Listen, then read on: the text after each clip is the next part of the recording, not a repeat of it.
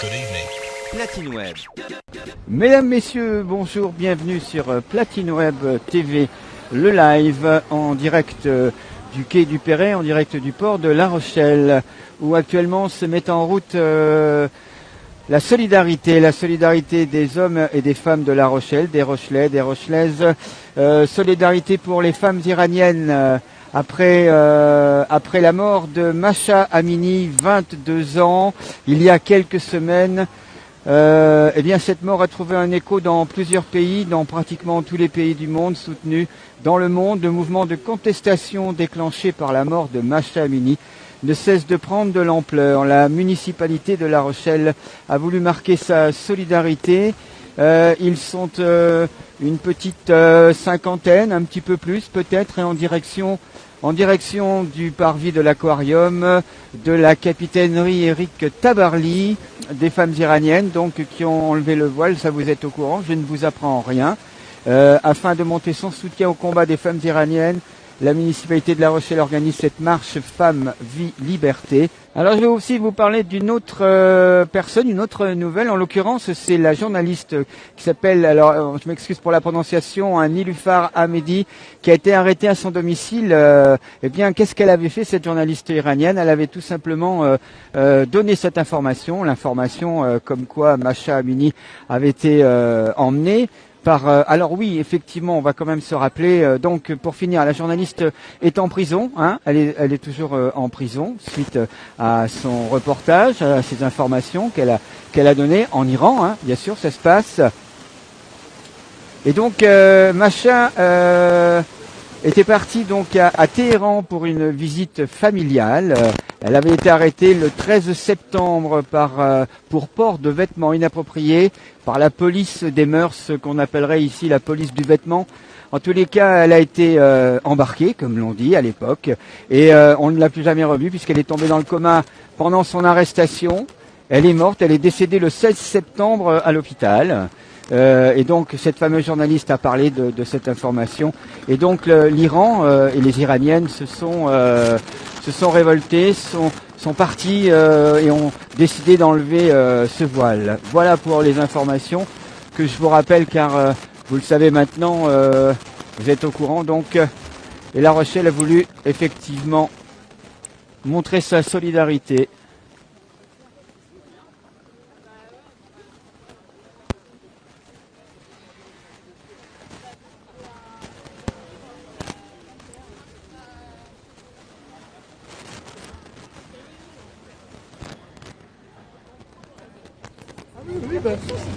Alors il faut savoir que depuis le mois de septembre, il y a selon plusieurs ONG au moins 50 morts parmi des étudiants, parmi des jeunes élèves, étudiants et étudiantes bien sûr. Plus d'une cinquantaine de personnes sont mortes depuis ces manifestations en Iran.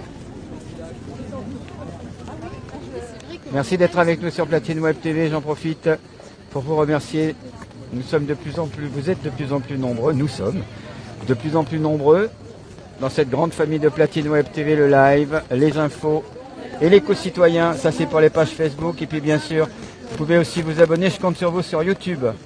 Il faut qu'on soit 1000, on n'est pas 1000, on est juste sur la moitié. Parce que là, il filme plus. Il vous reste une carte pour...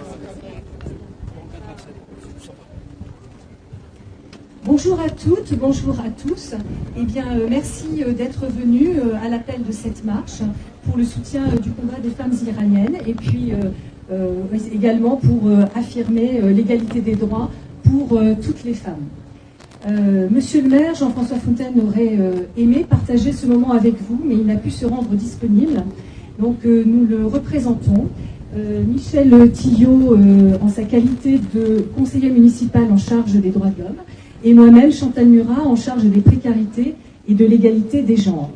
Et puis nous avons le grand plaisir d'accueillir Hatsaneh, qui est franco-iranienne, qui est sur les terres rochelaises depuis 22 ans, qui exerce l'emploi de médecin urgentiste à l'hôpital, et qui nous donnera un témoignage tout à l'heure sur la condition des femmes en Iran, également sur l'expérience qu'elle a pu vivre elle-même lorsqu'elle était dans ce pays. Alors, la ville a souhaité organiser ce rassemblement parce que vous savez qu'elle a toujours défendu des valeurs de tolérance et d'humanisme, et c'était important pour elle de marquer avec force, avec conviction, ce soutien à cette cause iranienne. À travers ces différentes actions, d'ailleurs, sans qu'il s'agisse d'ailleurs de nos strictes délégations respectives, mais de toutes les actions qui sont poursuivies dans le domaine du sport, de la culture, de la santé, de l'éducation, de l'aménagement public, la ville poursuit cette action d'égalité entre les hommes et les femmes. Et elle développe aussi une politique de promotion des droits des femmes et de suppression des stéréotypes de genre au moment du Salon des Ailes.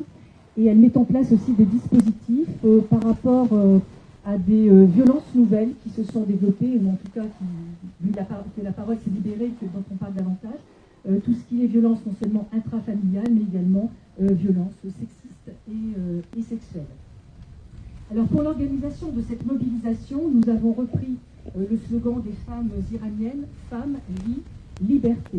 Ces mots ont une résonance très très forte. En effet, depuis la mort tragique de Mahsa Amini le 16 septembre dernier pour un voile mal porté, eh bien, un nombre grandissant de femmes iraniennes expriment leur rage et leur révolte pour devenir des êtres humains à part entière et être libres. Elles osent défier un régime théocratique et une société patriarcale, puisqu'il y a en effet des droits dans cette organisation sociale, des droits bafoués, ou alors des droits qui les rendent en fait inférieurs aux hommes. Et Hatsane nous donnera des exemples concrets tout à l'heure. Alors ces femmes refusent d'être des victimes et s'affichent maintenant comme des combattantes. Et cela déjà depuis 1979, qui est la date de mise en œuvre de la loi islamique. Donc depuis déjà plus de 40 ans, les femmes iraniennes combattent ces lois discriminatoires de la République islamique et du port du voile. Il y a eu d'ailleurs des manifestations violentes, notamment en 2017 et 2019, mais qui ont été réprimées dans la violence et dans le sang. Là, les manifestations prennent une ampleur complètement différente. Et ces femmes prennent de façon héroïque leur destin. Elles affirment donc avec force cette révolte.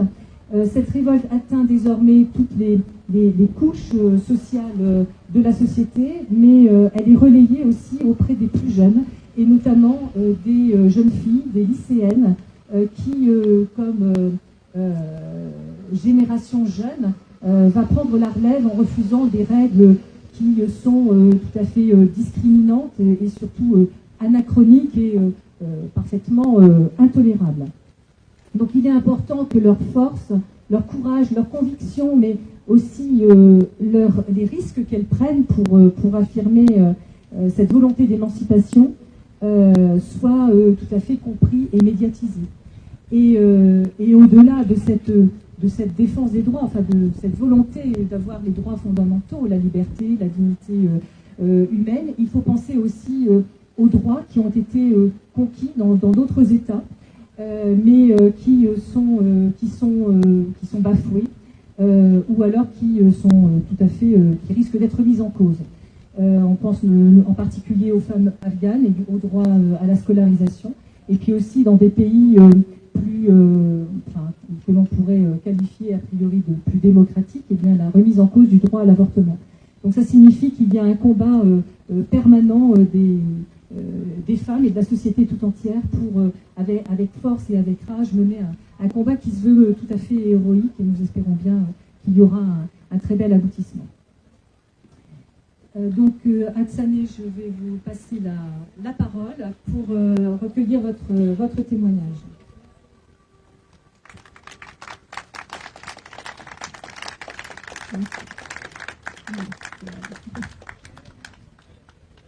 Mesdames, Messieurs, bonjour. Merci d'être venus.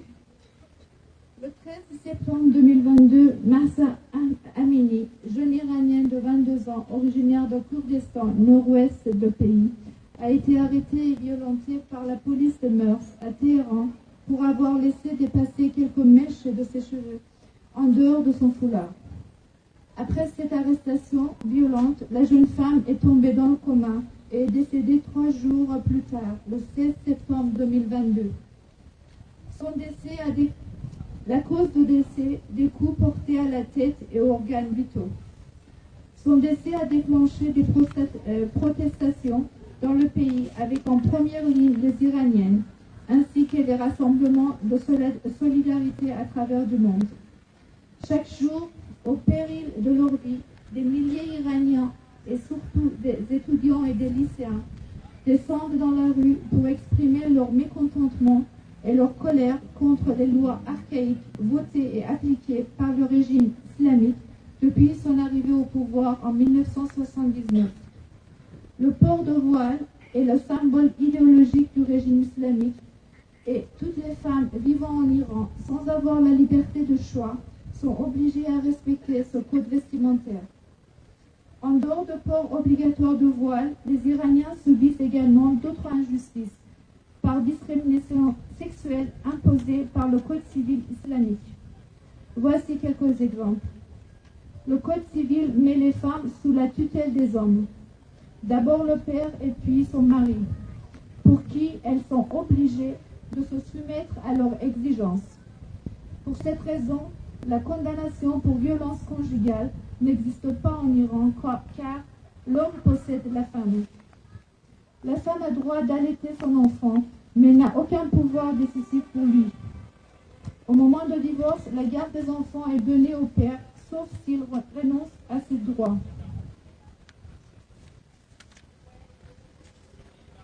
Au moment du décès du père, le grand-père paternel ou par défaut l'un des oncles côté paternel devient responsable de garde des enfants et de la femme.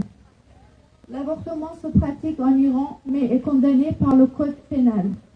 Pour cette raison, depuis quelque temps, à cause d'aggravation de situations économiques en Iran, la pratique d'avortement clandestin met en danger la vie des femmes.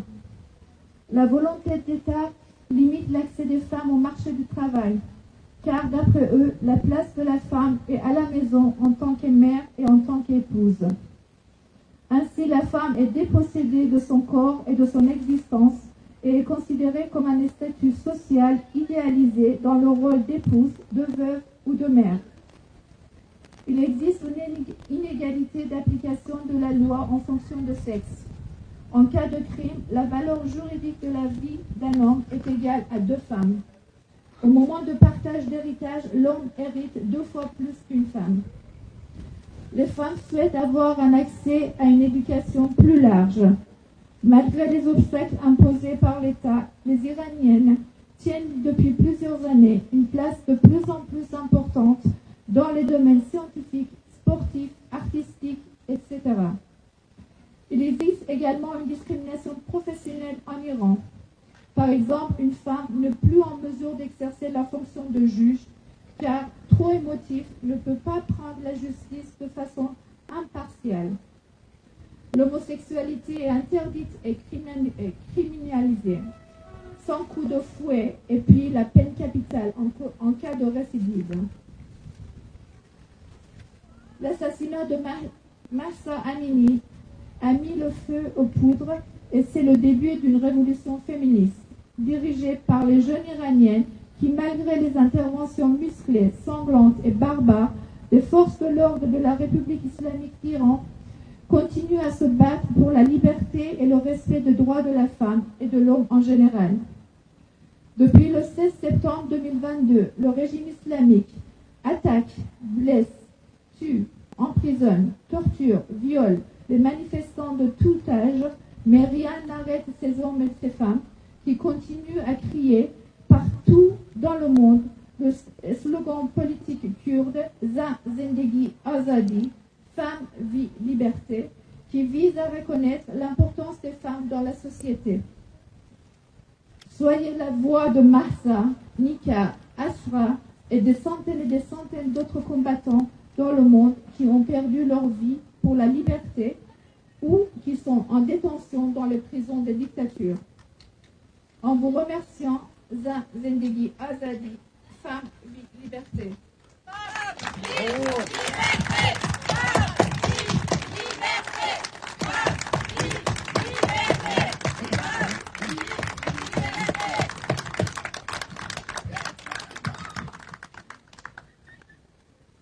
je tenais, Afsané, à te remercier. À te remercier par rapport à ce témoignage qui vibre, parce qu'il est dans la douleur, parce qu'il est dans la souffrance. Ce témoignage, et qu'il marque aussi ton courage.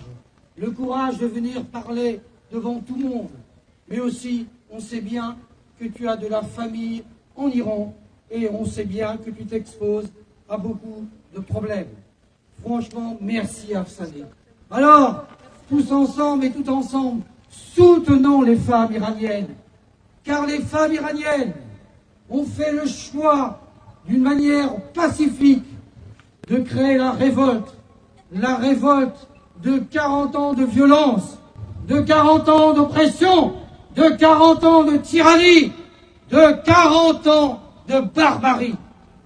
N'oublions pas, et je déclare devant tout le monde, aujourd'hui, La Rochelle sera toujours à côté de ces femmes iraniennes, à côté de ces femmes afghanes, à côté de ces femmes du Darfour, à toutes ces femmes qui veulent seulement vivre dans la liberté, vivre loin de l'oppression. Franchement, nous devons être tous là à ses côtés. Et crois-moi, et croyez-moi, et j'espère que nous entendons à Téhéran, que jamais La Rochelle sera toujours à côté de ces femmes qui subissent la violence. Et comment ne pas penser à Simone de Beauvoir, qui disait il y a quelques années, n'oubliez pas.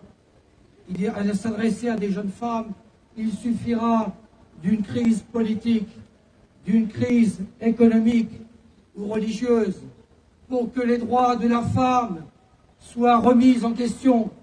Les droits de la femme ne sont jamais à l'éternité, ne sont jamais quelque chose qui ne changera pas. Alors, il faut tous ensemble, et tous ensemble, avec toi, crier « Vive les femmes ! Vive la vie et vive la liberté !» Voilà, mesdames, messieurs, moment solennel important. Voilà, je vous souhaite une bonne fin de journée, un bon week-end si vous êtes à La Rochelle, même si vous êtes n'importe où, même si vous êtes effectivement à Téhéran en Iran.